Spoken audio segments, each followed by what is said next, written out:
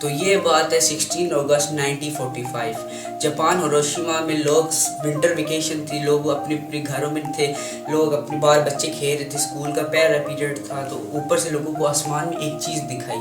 پہلے تو لوگوں کو اتنا غور نہیں کیا، لیکن آہستہ آہستہ وہ چیز 43 سیکنڈ تک آسمان سے زمین تک آتی رہی، اور جب وہ زمین پہ آئی لوگوں نے بلنک کیا اور فلیش ایک دم بوم، ایک اتنا بڑا فائر بال بنا، تو جس کو آپ لوگ کہہ سکتے ہیں چھوٹا سن بھی کہہ سکتے ہیں، اور انسٹنٹ 80,000 پیپلز بھی وہاں پہ مارے گئے۔ تو آئے اسے گہرائی سے سمجھتے ہیں کہ کیوں امریکہ نے ہیروشیما اور ناگاساکی کے اوپر اتنے خطرناک اٹیک کیے۔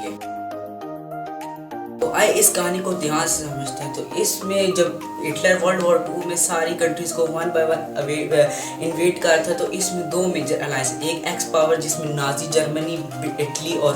جاپان تھا، اور دوسری ہوتی ہے الائٹ فورسز یا الائنسز، جس میں Britain, great Britain, Soviet union and USA۔ China اور فرانس بھی ایکسس پاور کا حصہ تھی، اور یہ بھی آہستہ آہستہ اس میں شامل ہو رہی تھی ورلڈ وار 2 میں، لیکن امریکہ جو پہلے ورلڈ وار 1 کے ڈسواسٹنگ رزلٹ سے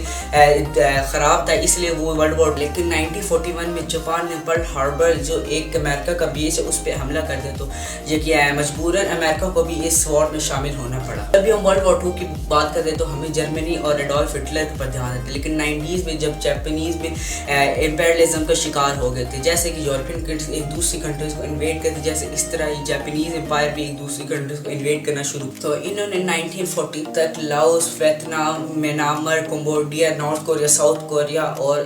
ویسٹرن پارٹس آف چائنا کو بھی آکوپائی کر لی۔ جب امریکہ نے دیکھا کہ ایک طرف ایکسس پاور میں جرمنی، ایڈولف ہٹلر ایک کے بعد ایک کنٹری کو انویٹ کرے، اور دوسری طرف جاپانیز ایمپرر ایک کے بعد ایک کنٹری کو انویٹ کرے، تو اس امریکہ نے سوچا کہ جاپانیز کے ایمپرر کو ان کے اکنامیکل اسٹیشن سے ماریں گے، تو انہوں نے انہیں نا بہت اہم مٹیریل، اسٹیل، کوپر اور